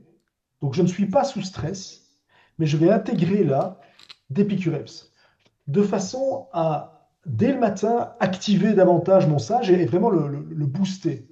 C'est comme un développement d'un muscle, c'est comme remplir un réservoir, quelque part, d'énergie pour le sage. Sachant que chaque fois que je vais avoir des contrariétés, ben, je vais aller utiliser une partie de ce combustible du sage. Ok. Donc ça, c'est la façon proactive. Et comment intégrer ça à mes rituels? Je vous donne quelques exemples. Votre réveil sonne le matin, vous vous levez, normalement, vous allez vous mettre assis sur votre lit avant de vous lever. Donc, au lieu de vous lever tout de suite, vous restez assis. Et pendant quelques secondes, 10 maximum, vous prenez conscience de votre assise, de vos pieds au sol. Euh, Vous pourriez aussi simplement prendre 3 respirations conscientes. Euh, Ouais. Inspirez l'air et ressentir la température de l'air. À vous de choisir le rituel qui vous convient, qui vous amuse. Moi, ce que je fais aussi assez régulièrement, même avant de me lever, mon réveil sonne, je suis à un bruit dans la pièce. Je me concentre sur les bruits. En été, c'est assez agréable, les bruits en dehors de la pièce ou dans la pièce. Et j'entends les oiseaux, je vis à la campagne, j'entends les oiseaux à l'extérieur. Voilà. Et je fais ça quelques secondes, hein, donc pas besoin de vous arrêter, quoi. C'est juste, je me lève pendant 4-5 secondes, je vais écouter ces bruits. Si j'ai envie de faire plus, je fais plus. Mais déjà, les quelques secondes, ça suffit. Puis je me lève, ok, je fais ça. Puis je vais à la salle de bain, je bois un verre d'eau. Ben, je vais me concentrer sur le goût de l'eau. Il y a quelqu'un, un de mes coachés, qui m'a dit, je me suis rendu compte que mon eau avait un goût dégueulasse. Qui a fait ces exercices-là. Donc je me concentre sur le goût de l'eau. Donc c'est vraiment là, se concentrer sur une sensation physique. Et je goûte cette première gorgée d'eau. Je peux aussi me concentrer sur la fraîcheur de l'eau, ou pas, hein, si je prends de l'eau chaude, j'en sais rien, ou la chaleur de l'eau. Après, je prends ma douche, et ben, je vais me concentrer sur le ruissellement de l'eau sur mon corps. Voilà. Je vais faire ça au début de ma douche, quelques secondes. C'est vraiment mettre dans mes rituels ces petits exercices qui me permettent vraiment de booster mon sage et donc d'activer quelque part ces pouvoirs que je vais pouvoir utiliser euh, pour réagir de façon tout à fait positive et constructive à tous les défis, à toutes les circonstances qui vont se passer pendant ma journée. Et vous pouvez, même chose, à chaque repas, par exemple, vous allez décider que chaque première bouchée, ben, vous allez la mâcher très lentement pour vraiment essayer de distinguer tous les goûts différents qu'il y a dans cette bouchée-là. Donc une espèce de manger en conscience, on pourrait dire en pleine conscience. Uniquement la première bouchée, hein. Donc n'essayez pas de faire des trucs trop longs, c'est court, très simple, mais pour chaque fois, re-remplir votre réservoir. D'accord. Donc ça, c'est la façon proactive, hein, intégrée dans des rituels que l'on a, des petits exercices comme ceux que je vous expliquais ici, où vous vous concentrez sur une sensation physique. Il y a moyen de faire des PQREPS aussi avec celle qu'on aime. Vous prenez votre conjoint dans les bras et vous allez essayer de ressentir sa chaleur, concentrer sur sa chaleur. Vous vous faites du bien, essayez de ressentir les battements de son cœur. Bon, c'est comme ça. Voilà. Alors, il y a aussi une façon réactive. Donc, je suis dans les bouchons et je sens les saboteurs qui viennent, hein. Et je commence, mais après quelques minutes, je me rends compte que je suis en mode saboteur, que je suis en train de râler sur tout, que je suis en train de me tirer vers le bas. Là, c'est ce fameux muscle d'interception des saboteurs, donc de prendre conscience, stop, je suis en mode saboteur. Donc, j'arrête ça, mais je ne sais pas, je n'ai pas accès directement à mon sage. Donc là, je vais utiliser un PQREPS pour désactiver mes saboteurs, cette région-là du cerveau, et activer l'autre cerveau. Et je peux faire ça en voiture, fermez pas les yeux, s'il vous plaît. Euh, donc, je peux faire ça avec les petits exercices là où je frotte un truc contre l'autre, où je respire. Enfin, vous choisissez ce qui vous convient pour petit à petit retrouver de la sérénité. Vous êtes en réunion, vous avez un patron qui vous énerve de plus en plus et vous voyez que vous rentrez de plus en plus dans ce stress, dans cet énervement par rapport à lui. Vous êtes en mode saboteur. Euh, Dès que vous vous rendez compte, stop, et vous faites sous la table, hein, vous frottez votre pouce contre l'index. Et si vous vous êtes entraîné pas mal à l'avance, ça devient presque comme un ancrage. Et votre basculement devient extrêmement rapide. D'accord. Euh, donc ça, c'est la façon réactive. D'accord. Alors, si on voit le parcours complet, finalement, de l'intelligence positive, c'est assez simple. Donc, la première chose, c'est ce fameux stop au saboteur, stop aux mensonges qui me font croire, quoi, à leurs fausses promesses. Je n'y crois pas, que ce soit le juge ou que ce soit un ou plusieurs de ses complices avec lesquels il m'attaque. Deux, c'est de faire des pick-your-reps pour activer mon sage. Et puis trois, c'est d'utiliser le sage, les pouvoirs du sage. Pour l'utilisation du pouvoir du sage, il faudrait pouvoir en parler beaucoup plus, mais l'idée est assez simple. Le premier pouvoir auquel vous allez penser, c'est l'action. Par rapport à la situation, vous savez ce qu'il faut faire. C'est clair. Ben, vous le faites. Le premier pas pour faire ça, puis le second pas, et ainsi de suite. D'accord. Il n'y a pas besoin de réfléchir. Si vous ne le savez pas, ben à ce moment-là, vous avez à votre disposition les quatre autres pouvoirs du sage. Par exemple, si c'est par rapport à une situation qui est compliquée, qui vous contrarie, ok, exploration, qu'est-ce qui se passe? Ou bien créativité. Tiens, je suis dans les bouchons, je suis en retard, qu'est-ce que je pourrais faire? Hein. Ah ben, mon client qui m'attend, ben tiens, je pourrais appeler ma collègue qui arrive toujours plus tôt que moi et je vais lui demander de faire visiter l'entreprise au client. Comme ça, quand je vais le voir, bah, il aura déjà vu l'entreprise et il aura rencontré quelqu'un. Ou bien je vais faire rencontrer au client la personne qui va s'occuper de son projet. Et je téléphone et comme ça, il est déjà plus ou moins en confiance avec la personne. Donc ce temps finalement qui n'était pas prévu devient comme un cadeau et permet de faire quelque chose que je n'aurais pas fait si j'étais arrivé à l'heure, par exemple. Et va devenir comme un cadeau. D'accord. Voilà. Euh, donc chaque problème, quelque part, peut être transformé en cadeau ou en opportunité. Alors, est-ce qu'il est vraiment possible de basculer des réactions du mode saboteur à celle du sage, même pour des problèmes qui sont très très lourds? Alors, la réponse est oui, mais la rapidité et la profondeur du basculement dépendent de ma musculation. Là, aujourd'hui, vous avez entendu cette théorie. Et donc, si vous essayez demain, par rapport à des difficultés très fortes ou des très très mauvaises nouvelles, des circonstances vraiment compliquées, d'appliquer ceci, ça ne fonctionnera probablement pas. Parce que vous n'avez pas encore musclé euh, vos différents pouvoirs du sage. Peut-être qu'ils le sont déjà par d'autres techniques et ainsi de suite, hein. Voilà. Mais si vous ne l'avez pas fait, ce sera plus difficile d'attaquer des gros trucs. Donc moi, je dis toujours aux gens, mais commencez par des choses assez simples, des petites contrariétés. Au lieu de les entretenir, ok, stop, des pick-your-reps, et puis qu'est-ce que je peux faire de ça? Hein. La personne est en retard à un rendez-vous, je commence à râler, il me dit, ouais, c'est toujours la même chose avec ce gars, et tout ça. Stop, j'arrête les saboteurs. Ok, je fais quelques pick-your-reps, qu'est-ce que je vais faire de ça? Ok. Alors, ici, par rapport à... ici, c'est un peu... J'ai trouvé ce schéma-là très clair comme formateur. Comme coach, je sens beaucoup moins, mais comme formateur, on donne une formation, ou bien ici un exposé sur quelque chose qui, moi, me tient fort à cœur. J'ai très fort ça en non-violence aussi, quand je donne des formations en non-violence active. Et finalement, ce que j'explique là, ben, c'est 20% de la solution. C'est toute la partie compréhension. Euh, je pense qu'à la suite de cet exposé, ben, vous avez relativement bien compris, enfin, si j'ai été clair, ce que c'est que l'intelligence positive. C'est pas hyper compliqué. Euh, Par contre, il y a encore, pour arriver à un résultat qui va vraiment impacter vos vies, ben, il y a toute la musculation à faire. Et ça, c'est 80% 80% du chemin. Il faut faire de ces pratiques, en faire des habitudes. J'ai actuellement mes circuits neuronaux, mes automatismes, mes habitudes qui m'amènent, chaque fois que j'ai une contrariété, à commencer à râler, par exemple. Ça, c'est le mode saboteur. Je tombe dedans automatiquement sans réfléchir. C'est inconscient. Pour sortir de ces ornières-là, je vais devoir m'exercer. Je vais devoir créer de nouvelles ornières. Et on sait par les neurosciences que pour créer des nouveaux circuits neuronaux, ben, il faut travailler enfin, appliquer les nouvelles habitudes pendant 20, 21 jours ou 60, 90 fois d'affilée. Et ça, c'est toute cette musculation finalement, ce développement des nouveaux circuits neuronaux. Alors, comment faire euh, du côté de Positive Intelligence, donc chez Atchamin et son équipe, ils ont créé un parcours qui dure 6 à 8 semaines à raison de 15 minutes par jour pour s'exercer justement et que ça devienne quelque part un automatisme. Moi, je ne suis pas là pour vous vendre quoi que ce soit, mais je tiens à vous en parler si jamais vous avez envie de le faire. Moi, c'est quelque chose ce parcours m'a beaucoup aidé et m'a permis de gérer mon hypervigilant dont je vous parlais tout à l'heure.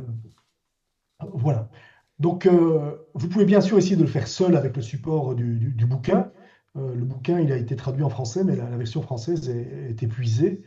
Euh, donc, il existe en anglais, en néerlandais. Ça, il y a encore des exemplaires en néerlandais et dans pas mal d'autres langues.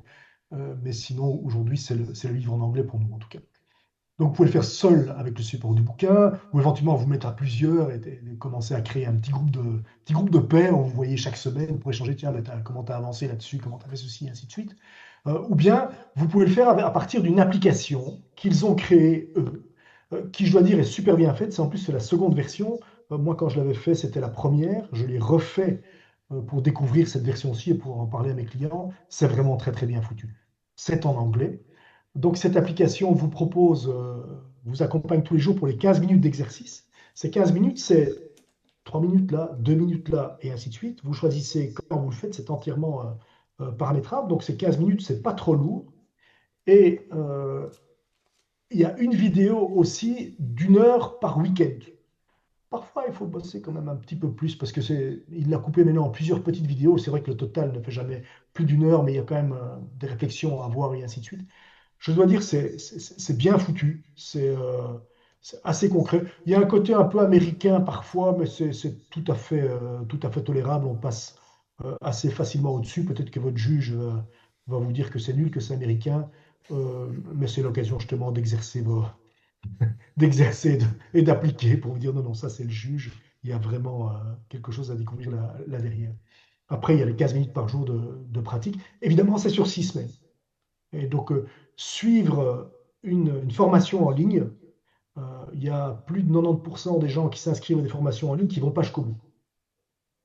Donc, pour vous aider à arriver jusqu'au bout, moi, je vous invite à vous mettre à plusieurs pour vous. Alors, c'est prévu dans l'application de faire ça en ce qu'ils appellent des pods, donc en petites équipes, où il va vous proposer une petite réunion d'une demi-heure par semaine pour échanger sur les progrès de chacun à partir de questions qu'ils vous proposent, mais vraiment de s'encourager. Savoir que je vais euh, retrouver mon équipe pour parler de ça, bah, ça m'encourage tous les jours à pratiquer et à avancer, à mettre ça en route. Voilà. Donc, c'est une durée de 6 semaines. Cette application, elle est disponible sur le site de l'intelligence positive à un tarif qui est un peu moins de 1000 $. Donc, c'est assez costaud. Ça vous donne accès à l'application pendant 1 an. Et donc, après les 6 semaines, il va vous proposer de continuer. Toujours avec des petits exercices quotidiens. Il n'y aura plus les vidéos. Voilà.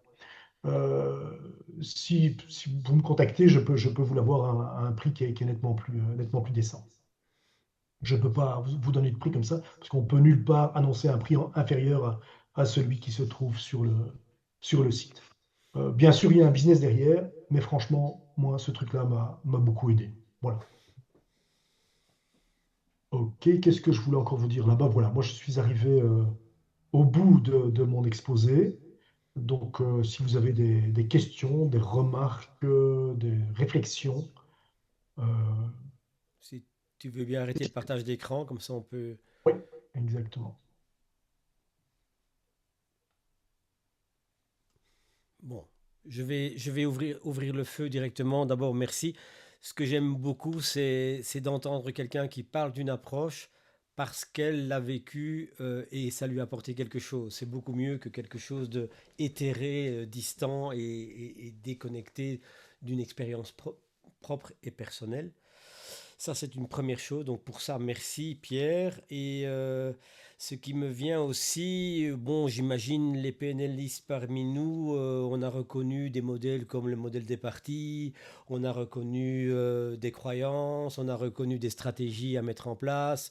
Il y a plein de choses qui mériteraient d'être travaillées à cette sauce-là, je vais dire. Mais il n'empêche, c'est toujours plaisant de voir un modèle qui est bien construit Mm.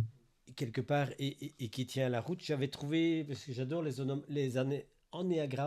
pas les anéagrammes, les anagrammes, et avec les cinq qualités, les cinq pouvoirs des, chats, des sages, j'avais trouvé très rapidement, je ne sais pas si ça vaut ce que ça vaut, mais c'est le mot aider, A-I-D-E-E. Moi, j'aime bien d'avoir des anagrammes comme ça pour les retenir. Bon, je me dis, aide-toi et le ciel t'aidera, ben ça colle. Voilà, allez-y, feu à volonté. Déconnectez votre micro pour pouvoir poser votre question. Si on se bouscule, j'arbitrerai l'ordre, mais je pense que vous pouvez y aller. Ne faites pas les timides. C'est le 10e saboteur, le timide, non? C'est le juge qui me dit non, ta question est idiote. Ah, Moi, j'ai l'impression que c'est une synthèse de plein de choses existantes, en fait, construites en un parcours.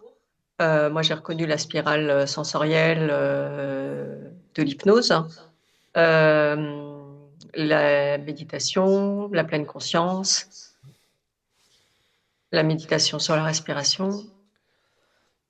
Euh, et après, par rapport à, je dirais, peut-être le petit bémol, ce serait mettre le couvercle sur un problème plus profond, faire un réglage en surface, et alors que parfois, faut aller un petit peu à la rencontre de justement pas faire taire ses saboteurs et ses émotions, mais les prendre comme fil conducteur pour aller voir ce qui a réglé en profondeur durablement, en fait, je trouve. Oui. Alors là, il y a peut-être que j'ai pas été clair là-dessus, mais le but n'est pas du tout de mettre le couvercle sur les émotions. Le but, c'est de ne pas les entretenir. Euh, donc, l'idée est de prendre conscience de mon émotion. Puis après, une fois que j'ai pris conscience de mon émotion, je vais prendre soin de mon besoin, je vais l'analyser, je vais l'explorer, et ainsi de suite. Je ressens un stress. Le mode sabotage, c'est d'entretenir. Ah oui, mais si ça ne va pas, mais alors là aussi, ça va pas aller. Et puis il y a ce problème-là, et puis après, j'ai encore cette réunion-là. Et voilà. Et je suis en train de m'enfoncer. De dire stop à ça, c'est de dire, OK, je ressens un stress, tiens, intéressant. Pourquoi est-ce que je ressens le stress? Quelles sont les pensées qui m'ont amené à ce stress? Tout ça, c'est l'exploration. Puis après, je vais peut-être utiliser mon pouvoir de créativité pour dire, bah, voilà, bah, si j'ai listé là tout ce qui me stresse, qu'est-ce que je peux faire par rapport à ça? Quelles sont les ressources que je pourrais utiliser? Comment est-ce que je pourrais approfondir? Bon, voilà, et ainsi de suite. Donc le but n'est pas du tout de mettre un couvercle sur mes émotions, pas du tout. Si j'ai fait penser ça, non, ça, c'est pas ça du tout. Donc, bien au Mais contraire, c'est on reste quand même pour moi, sur la surface. Quand on va suivre le fil conducteur d'une émotion désagréable en hypnose, on va pas s'en tenir à des petites sensations corporelles. On va aller dans du plus costaud, quoi. ouais, en coaching, on parle de goûter le poison. Euh, Je n'ai pas utilisé souvent cette technique-là. Une fois, je l'ai utilisée, la personne est partie en hyperventilation. J'ai vraiment eu chaud. J'ai pas eu de me rappeler l'ambulance, mais ça va, je m'en suis tiré. Oui, donc, mais pourquoi pas, c'est aussi une façon d'explorer. Hein. C'est vraiment ça l'idée, quoi. C'est d'aller voir profondément en moi, mais c'est quoi cette émotion, quoi. Mais là, je suis plus en mode saboteur. J'ai décidé de faire ça. J'ai décidé d'aller voir en profondeur, quoi. J'ai peut-être décidé d'aller voir un praticien en hypnose qui va pouvoir m'aider à aller voir ça. Donc, moi, je vois pas je vois pas de. Moi, je le vois dans le sens où quand on a déboursé 1 000 $, on n'a plus forcément ce qu'il faut pour aller voir un thérapeute. Ouais. excellent, excellent. Une autre remarque, question? sûr que Michel va dire quelque chose. Et les 3 respirations, c'est un vieux truc des Indiens d'Amérique. Je pense que j'ai toujours dit à mes enfants, vous êtes face à une épreuve, posez-vous et respirez 3 fois profondément. Je le dis depuis des années. Oui, tout à fait. Mhm. Vas-y, Laure, lance-toi. Alors, vous m'entendez? Oui, on t'entend alors. Oui. Alors, d'abord, un grand merci pour cet exposé, vraiment beaucoup de gratitude. Et je suis en train de lire un livre qui nous fait passer du survivant au vivant et qui me fait énormément penser à cet exposé. C'est le merveilleux livre de Bruno Giuliani. C'est Le bonheur avec Spinoza, une nouvelle lecture de l'éthique. Et c'est incroyable comme je me suis sentie proche avec cet exposé également de la merveille de ce livre. Je vous le recommande vivement. Le bonheur avec Spinoza de Bruno Giuliani. Merci. Et merci à Christian qui continue à nous donner tellement de bonnes choses. Merci Christian. Merci beaucoup. Je pensais aussi également à un des ateliers de la saison dernière avec, j'ai oublié son prénom, désolé pour elle, Barrichello, qui parlait que, en fait, quand le mode survie nous empêche de vivre, en fait. Voilà. Et on retrouve de cette dimension-là, je pense, aussi. Et j'avais fait un séminaire passionnant avec, elle s'appelait, ça va me revenir, et elle parlait pas de saboteur, elle parlait des gremlins. Elle avait une manière très très comique de sursauter, de bondir. Elle dit, je t'ai reconnu, petit gremlins.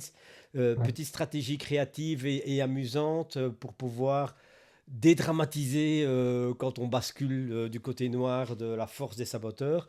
Et j'ai trouvé ça super comique parce qu'elle faisait un petit bond comme ça, elle se retournait, elle disait je t'ai reconnu. Et moi, ça m'avait frappé à quel point c'était puissant pour détecter, désamorcer des bascules. Mm. Comment elle s'appelait? Je sais plus. Bon, Ce bref. qui est intéressant dans cette image des gremlins, je trouve, c'est ce que quelqu'un a mis dans le chat, c'est de se rendre compte que finalement, ces saboteurs, c'est juste la dose qui fait le poison. Et si on cherche pas à je sais pas le terme, à les dépasser, mais juste à les bien doser, c'est une vision super positive de se dire finalement que c'est en allant trop loin qu'on en fait un poison. Et la question, c'est qu'est-ce qui, à l'origine, nous fait aller trop loin dans le perfectionnisme, dans le fait de vouloir se dépasser, etc. Et du coup, le gremlin, s'il a ce double visage, il peut être à la fois gentil, méchant. Mm. Faut pas le nourrir après minuit, c'est ça? Ça me faisait penser aussi à une application, utilisation possible, les cadrans d'Hoffman, puisqu'en fait on a chaque fois un défaut, l'excès de son défaut, puis la qualité opposée qui devient aussi un excès, et qui peut parfois être intéressant dans l'exploration de dire tiens, pourquoi le perfectionnisme? Mais c'est parce que quand c'est bâclé, ça ne me plaît pas, etc. etc. Enfin, je renvoie au cadran d'Hoffman, et je pense que ça me faisait penser un petit peu à faire un peu un travail sur chacun des saboteurs privilégié qu'on a choisi à travers le test là, de pouvoir voir, tiens, ce serait quoi le contraire de l'excès de la qualité, etc., etc. Ça mériterait. C'est pour ça que je dirais, je vais m'empresser de lire ce livre que j'ai commandé, mais j'ai pas encore reçu, et pour voir un petit peu plus en détail. Et aussi, moi, je suis très tenté de voir un parallèle entre l'ennéagramme ou pas, pour voir est-ce que c'est vraiment semblable ou est-ce que c'est vraiment différent. Le chiffre 9 pour moi, c'est vraiment c'est plus fort qu'un hasard, quoi, quelque part. Ici, par rapport aux saboteurs, donc, c'est vraiment important de ce que tu disais, Cécile, c'est basé sur nos qualités, quoi. Je dirais avoir le souci de la qualité, le perfectionniste, il a le souci de la qualité, c'est une grande qualité, c'est important. Enfin, moi, mon hypervigilant, être attentif aux risques et être capable de les identifier, c'est vraiment une qualité importante. Euh, mais bon, c'est l'excès, quoi, hein. Voilà, c'est vraiment ça. Mais donc de pouvoir renouer avec ma qualité, et de la voir comme une qualité, mais pas de me laisser saboter, quoi. Ouais. Michel, tu t'en vas ou tu poses une question? Rien du tout, ni l'un ni l'autre, mais une conviction. Ça, c'est Noël, on parle Je de parle Michel à deux avec eux. Michel en même temps, c'est très bien, Michel. Ah, Au revoir, Michel. pardon. Et tu as la parole, Michel, tout court. Non, une conviction absolue que je ne cesse de professer, c'est que dans toutes circonstances, j'aime beaucoup le fait de dire problème, en fait, cadeau. C'est un regard. Alors parfois, il faut creuser, il faut aller chercher très loin, mais il y a toujours quelque chose à apprendre, quelque chose à découvrir. Et si on peut se focaliser là-dessus, c'est aussi un message que j'adresse à mes fils et que je vis au quotidien. C'est pas toujours facile, mais voilà, ça je rejoins, ça me parle énormément. Oui, il y a comme un peu de la sagesse en fait, comme une synthèse, hein. Par exemple, en cas d'échec à quelque chose, moi je dis toujours à mes garçons aussi, attends de voir ce qui vient derrière. Et en fait, l'expérience prouve que ce qui arrive, ce vers quoi ça fait rebondir, etc., est souvent mieux que ce qui était visé initialement, en fait. Et c'est souvent quelque chose qui va correspondre mieux à la personne, etc. C'est sûr, c'est une vision positive. Ouais. Pour moi, ils ont fait une grande synthèse euh, qu'ils ont construit sur un parcours avec les exercices. Ce qui est bien, c'est que les exercices sont courts, donc ils paraissent pas des montagnes. Par exemple, la cohérence cardiaque, même si c'est 3 fois 5 minutes, régulière, c'est pas toujours évident à mettre en place parce que il faut que ce soit régulier et que ce soit 3 fois par jour et que ça dure 5 minutes. C'est quand même moins facile que 10 secondes. Donc ça, c'est quand même le côté positif, c'est la facilité de le mettre en place. Mais pour avoir fait un parcours en méditation de pleine conscience, on l'a ça, hein, se connecter à son corps plusieurs fois dans la journée, mais très rapidement, ou à sa respiration, à reprendre la météo intérieure.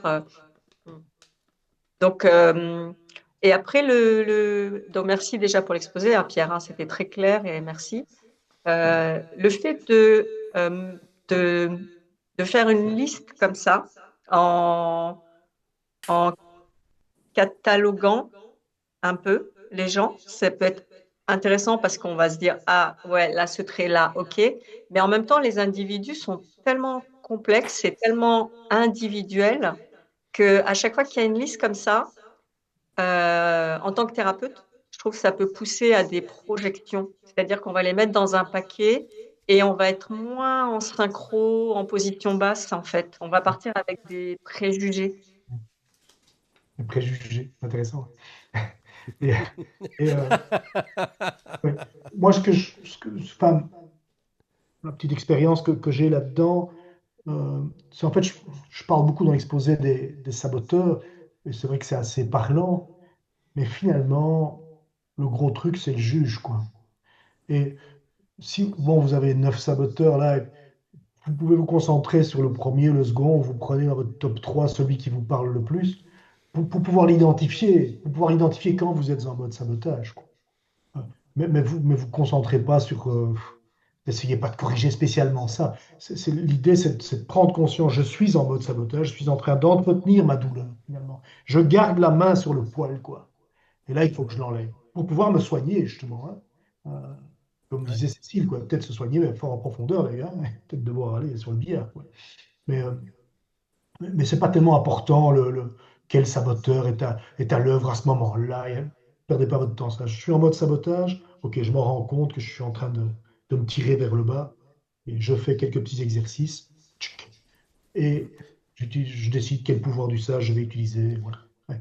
C'est un peu ce que j'avais gardé avant d'en connaître un peu plus de détails. C'est cette notion de je passe en mode, on va dire positif pour être dans le schéma, hein, on se comprend, Ouais. dans le mode positif, constructif, et dans l'autre, on va dire simplement l'autre, sans coller d'étiquette directement, mais dire manifestement, je suis de l'autre côté. Mais Et ça veut dire qu'il faut peut-être que je me pose des questions, ou que je fasse attention, ou que ce qui est, j'agisse, ou que je respire tout simplement. ce qui est vraiment intéressant de voir, c'est qu'on peut très bien se rendre compte où on est. Donc je me rends, quand j'ai un petit peu de pratique, mais il ne faut pas beaucoup. euh, c'est se rendre compte, je suis en mode sabotage, quoi. Je suis dans ces émotions négatives. Je bascule, ça tient 3 minutes. Je retombe de l'autre côté. Parce que les pensées continuent à m'assaillir, quoi. D'accord? Et là, ok, je refais mes exercices et je rebascule de l'autre côté. Et petit à petit, je deviens de plus en plus stable du côté du sage, tout en sachant que je retomberai régulièrement. Parce que mes émotions, elles sont bonnes et que, bon, à certains moments, ben, je vais les entretenir. Mes vieilles ornières, elles sont assez coriaces. Mais le fait que quand j'exerce les pouvoirs du sage, j'ai ces émotions qui sont assez sympas, quoi. Quand j'explore, je suis dans cette curiosité. Oui, je suis dans la mer. C'est vraiment la mer totale, mais je suis en train de voir, tiens, qu'est-ce qui se passe exactement, de faire le statut, et je ressens cette curiosité en moi. Alors qu'en fait, le problème, il est assez costaud, quoi. Puis après, je suis dans la créativité. Comment est-ce que je pourrais m'en sortir? Et je peux entraîner les autres aussi là-dedans. Et je suis plus dans ces émotions négatives. Je suis plutôt dans quelque chose qui est enthousiasmant, hein, cette créativité. Je ressens de l'enthousiasme. Je ressens de l'excitation, hein, avec cette créativité. Quand je suis dans l'empathie, ben, je ressens de l'amour, quoi. Et, et donc, on est vraiment c'est assez fort, je trouve, de constater ça. Oui, là, je suis vraiment en mode sage. Là, je suis en mode truc. Et puis, je bascule de l'un à l'autre, là, et un peu. Voilà. Pour aller plus loin et avec un peu d'humour, je pense que tu as oublié le 10e saboteur, qui est le fait, celui de la ponctualité. Et ça, c'est ma tâche d'organisateur. J'aime bien qu'on termine dans les temps. Et malheureusement, je vais devoir trancher à travers l'aiguille d'une Oui. montre pour pouvoir d'abord prendre le temps de conclure, parce que je pense qu'on pourrait discuter pendant des heures. Surtout, essentiellement, bien sûr, te remercier, Pierre, pour ta générosité et pour tout ce que tu as partagé. Je me réjouissais d'avance et je ne suis pas déçu. Je ne sais pas quel saboteur ou quel juge est content, j'en sais rien, mais ça m'est égal. Moi, j'ai pris mon pied, c'était super agréable. Donc, il me reste à remercier les participants, Oui, participantes merci. de cette présence précieuse. À ces heures, on est tellement fort occupés et de pratiquer nos PQ. Non, c'est pas Reps. PQ, c'est Q. Reps. Faudrait que je leur dise aux Américains que PQ en français, Oui, c'est papier chiotte. ça vient de m'éclater en plein visage. Ah oui, non, Et moi, ça fait longtemps que ça me fait chier, ça, pardon, c'est le cas de le dire, avec ça m'emmerde avec ce vocabulaire. Oui, tout à fait. Bon, mais Juste c'est pour comme vous ça, c'est informer, comme ça. j'enverrai à Christian un A4 recto verso qui fait un peu la synthèse du modèle. Voilà. Merci. Oui, Wow. que j'avais promis aux participants effectivement de communiquer aussi. Merci beaucoup Pierre, merci beaucoup à vous et à une prochaine fois pour d'autres aventures. Bonne continuation à tout le monde. Belle Merci. soirée. Merci Merci. Christian. Voilà. Ciao, ciao, Merci. à bientôt.